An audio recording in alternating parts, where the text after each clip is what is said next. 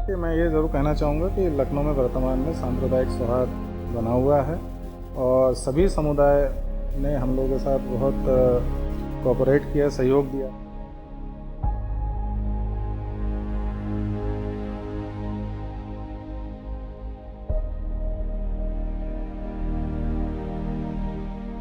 लेकर वर्दी पर देश की शान, देश सेवा ही मेरा धर्म, कर्म और ईमान।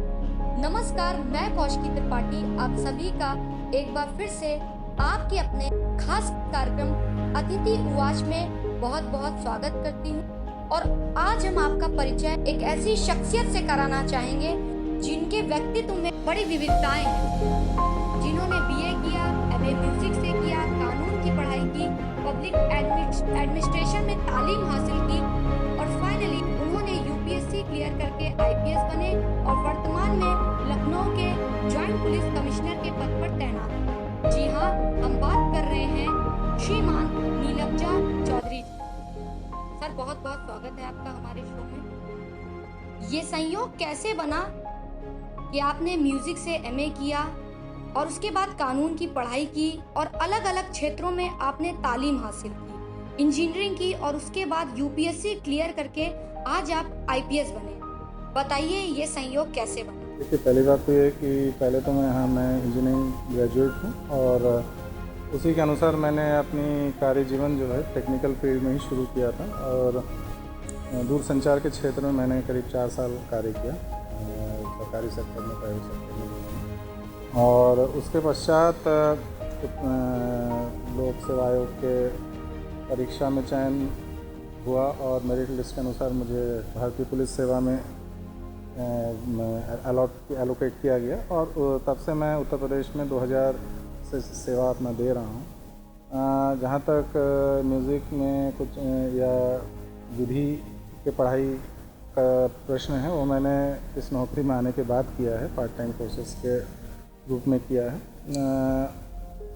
ये बात सही है कि संगीत में मेरी रुचि थी और शास्त्रीय संगीत मुझे अच्छे लगते थे और कुछ दिन तक मैं जब जीआरपी में तैनात रहा तो कुछ समय मेरे पास बच जाता था खाली, उसी को मैंने इसमें उपयोग में लाए।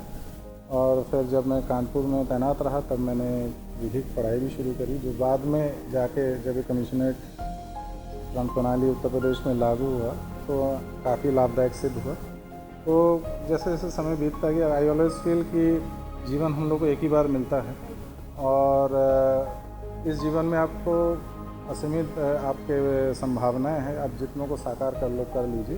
तो इसी भावना के साथ मैं रहता हूँ और इसी के अनुसार हो गया।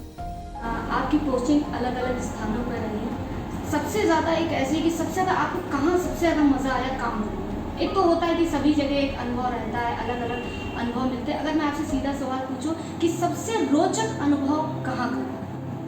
देखिए, ये तो बताना बड़ा मुश्किल है क्योंकि हर तैनाती की एक अपनी, जिसको कहा जाता है, फ्लेवर होता है। जैसे हम लोग कहते हैं हर डिशेस के अलग अलग फ्लेवर होते हैं, तो हर जनपद की रहन सहन, वहाँ के लोग व्यवस्था, वहाँ के संस्कृति अलग होता है। लेकिन अगर मैं ये कहना चाहूँगा कि अगर आपने उस शब्द यूज़ किया है कि मज़ा, क्योंकि पुलिस विभाग की नौकरी में मज़ा तो बहुत कम ही आता है क्योंकि हम लोग टेंशन से घिरे रहते हैं। परंतु अगर ये कहेंगे कि रियली पीसफुल जो मेरी टेन्योर रहा, वो मैं जब ललितपुर में पुलिस अधीक्षक के पद पर तैनात था, तो पहले जब वहाँ पे तैनात हुई तो मेरे को लगा बड़े दूर है, उत्तर प्रदेश के बिल्कुल सीमा पर है ये जगह, तो मेरे को समझ में नहीं आया कि भाई इसमें ठीक लगेगा कि नहीं। परंतु तो वहाँ के लोग मुझे बड़े अच्छे लगे और बड़े सिंपल लाइफस्टाइल थी उनकी और वहाँ पे क्राइम भी बहुत कम था, जिस कारण से मतलब वहाँ का टेन्योर निश्चित रूप से मेरा सुखद गुजरा, ये मैं ज़रूर कहना चाहूँगा।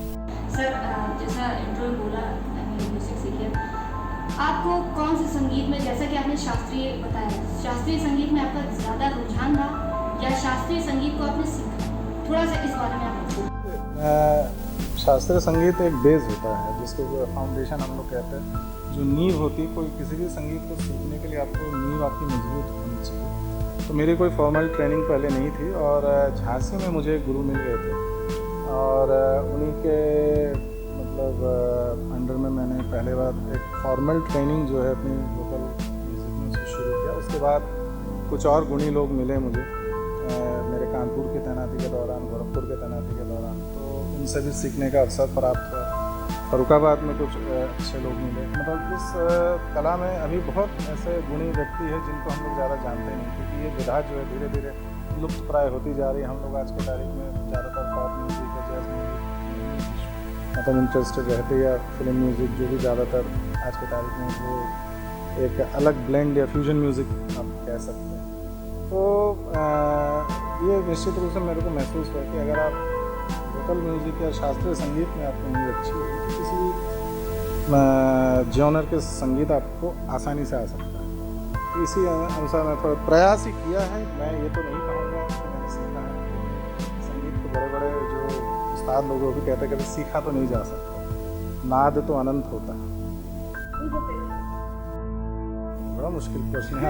आपके सारे प्रश्न ऐसे हैं कि आप पूरे सागर से गागर भरने को कह रहे हैं। तो अगर हम लोग वोकल म्यूज़िक की बात करें, निश्चित रूप से शायद भीमसेन जोशी जी से मतलब उनमें जो वैरायटी थी, जो विविधता है, मतलब वो अतुलनीय है। और आज के तारीख में अगर आप हम लोग कहें तो राशिद खान साहब, या ये तो शास्त्रीय संगीत में हो गए। और सुगम संगीत में बहुत लोग हैं, जगजीत सिंह जी और गुलाम अली साहब गज़ल के क्षेत्र में। मेहदी हसन साहब को मैंने बहुत ज़्यादा सुना नहीं, उनके मतलब विधा थोड़ा सा और अलग है, थोड़ा क्लासिकल बेस ज़्यादा है। परंतु जो भी म्यूज़िक मिले सुनना चाहिए, वो एक रिलैक्सेशन की भी अच्छा एक तरीका होता है और टेंशन भी दूर होता है। या यूँ कहूँ कि थोड़ा सा इस प्रेशर, जैसे आपकी नौकरी जिस प्रेशर से आप लोग गुजरते हैं, तो उस प्रेशर को थोड़ा सा कम करने के लिए बहुत से लोग किताबें पढ़ते हैं। आप शायद ये कहना सही हो, संगीत को सुनना या प्राथमिकता ज़्यादा देते हैं? और जैसा देखिए, संगीत का रियाज जो है हम लोग की नौकरी में, जब हम लोग फील्ड पोस्टिंग्स में रहते हैं तो हम बहुत ज़्यादा हो नहीं पाते। और मैं मतलब घटनाक्रम ऐसा रहा कि मैं ज़्यादातर फील्ड पोस्टिंग्स में रहा हूँ, तो बहुत ज़्यादा रियाज तो नहीं होते, परंतु जब भी समय मिलता है थोड़ा कर लेता हूँ। किताबें पढ़ने की मुझे बहुत शौक है।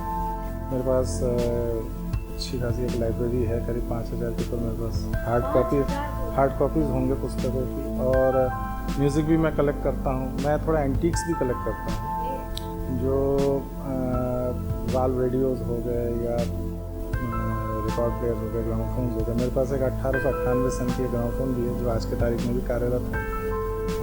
इंडिया के जो फर्स्ट ठुमरी सिंगर्स थे, रसूलन बाई या और भी बहुत सारे थे, मेरे को नाम अभी, जैसे हीराबाई, इन लोग के रिकॉर्ड जो उस समय आते थे, फोनोग्राफ्स, लकड़ी के रिकॉर्ड हुआ करते थे। तो वो भी मैंने कई दुर्लभ रिकॉर्डिंग्स मैंने संग्रहित किया है। कैमराज में संग्रहित करता हूँ। तो एक समय बीत जाता है, इससे आप रिमेन गेनफुली एम्प्लॉयड। नहीं तो खाली टाइम में आदमी, जिसे कहते हैं empty mind is the devils workshop, तो आप प्रॉफिटेबली अपना टाइम इसमें बिता सकते हैं। थोड़ा सा अलग पहलू पर जाते हैं। सब मुहर्रम चल रहा है और हिंदुओं के त्यौहार भी आने वाले हैं। चुनौती लाजमी है भारतीयों के सामने, लेकिन क्या आप कानून व्यवस्था को दुरुस्त बनाए रखने के लिए क्या स्ट्रेटेजीज हैं? मैं ये ज़रूर कहना चाहूँगा कि लखनऊ में वर्तमान में सांप्रदायिक सौहार्द बना हुआ है और सभी समुदाय ने हम लोगों के साथ बहुत कोऑपरेट किया, सहयोग दिया है। कोविड के समय में पिछले साल से हम लोग एक बहुत भीषण महामारी से जूझ रहे कि जिसके आगे अन्य सभी समस्याएं छोटे हो गए हैं। और इसमें हम लोग को सभी समुदाय के बहुत अच्छा समर्थन प्राप्त हुआ है और सब ने अपने अपने तरीके से हम लोग को सहयोग दिया है। कि कुछ लोगों ने अपने जो जुलूसे निकलते थे उसको रोक दिया है, कुछ लोगों ने अपने कार्यक्रम जो है सीमित कर लिया है, लोगों की संख्या को कम कर लिया है। मुझे पूर्ण विश्वास है कि लखनऊ वासियों के इस समर्थन की जो भावना उन्होंने दिखाई है, उससे हम लोग आगे के जितने त्यौहार का जो फेस्टिवल का सीज़न आ रही है हम लोग के सामने, बिल्कुल हम लोग सकुशल निकालेंगे। और मुझे इसमें कोई समस्या नहीं नज़र आती, परंतु एहतियात के तौर पर हम लोग अपनी व्यवस्था निश्चित रूप से दुरुस्त रखेंगे। और इसका एक सेट ड्रिल होता है, दंगा नियंत्रण स्कीम्स की हम लोग रिहर्सल कर चुके हैं। अलग अलग जगह पर जो भी इक्विपमेंट रखनी है, पब्लिक एड्रेस सिस्टम है, उसकी भी टेस्टिंग हो चुकी है। और मुझे पूर्ण विश्वास है कि हम लोग ये जो समय है बिल्कुल शांतिपूर्ण तरीके से। थर्ड वेव कोविड को लेकर तैयारी। मैडम, ये सवाल तो बड़े बड़े डॉक्टर्स भी नहीं बता पा रहे कि उसके बारे में मैं क्या टिप्पणी करूं, परंतु ये ज़रूर कहना चाहूँगा कि आपके माध्यम से कि आपके चैनल जो भी देखे कि कृपा करके एहतियात बरतना मत छोड़े। सैनिटाइजर्स की उपयोग, मास्क का उपयोग, सोशल डिस्टेंसिंग बनाए रखें, उचित दूरी, निश्चित रूप से उचित दूरी, क्योंकि अभी जो नया डेल्टा वेरिएंट है उसके बारे में बताया जा रहा है कि 3 गज की दूरी भी पर्याप्त नहीं है। और अभी हम लोग के शिक्षण संस्थान भी खुल रहे, पठन पाठन की कार्य शुरू होने जा रहा है। तो सभी से विनम्र अनुरोध है कि कृपा करके कोविड प्रोटोकॉल्स का पालन करें, हम लोग के सहयोग करें। और मैं आशा करता हूँ कि आप लोग के सभी के सहयोग से निश्चित रूप से हम लोग कोविड के थर्ड वेव को रोक लेंगे। अगर आ भी गया तो उसके जो इम्पैक्ट होगी वो एकदम कम से कम होगी।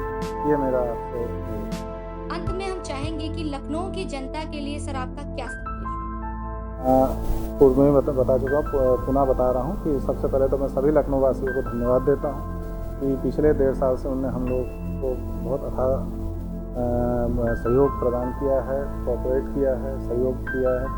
और मैं आशा रखता हूँ कि आगे भी वो हम लोग को इसी तरीके से सहयोग देते रहेंगे, चाहे वो महामारी के क्षेत्र में हो या अन्य जो भी आपदाएं या जो भी हम लोग के लॉ एंड ऑर्डर सिचुएशंस कभी बनते हैं छोटे मोटे, तो उसमें भी आप तो हमारे सहयोग दें और हमें सहयोग दें। और हम आपको विश्वास दिलाते हैं कि हम लोग निरंतर आपके लिए कार्यरत हैं। हम लोग के जो कमिश्नर के जो मोटो है उसमें यही हम लोगों ने कहा है कि आपके सेवा ही हम लोग का धर्म है और उसी धर्म को हम लोग आगे भी निभाने का प्रयास करेंगे। आप सबको बहुत बहुत शुभकामनाएं, धन्यवाद। मुझे बहुत खुशी है कि श्रीमती कौशिकी जी के साथ ही इंटरव्यू हम कर रहे हैं, तो आशा है कि आपके टॉक शो बहुत आगे जाए। सर बहुत बहुत शुक्रिया हमसे बात करने के लिए। आप देखते रहिए अतिथि उवाच कौशिकी के साथ।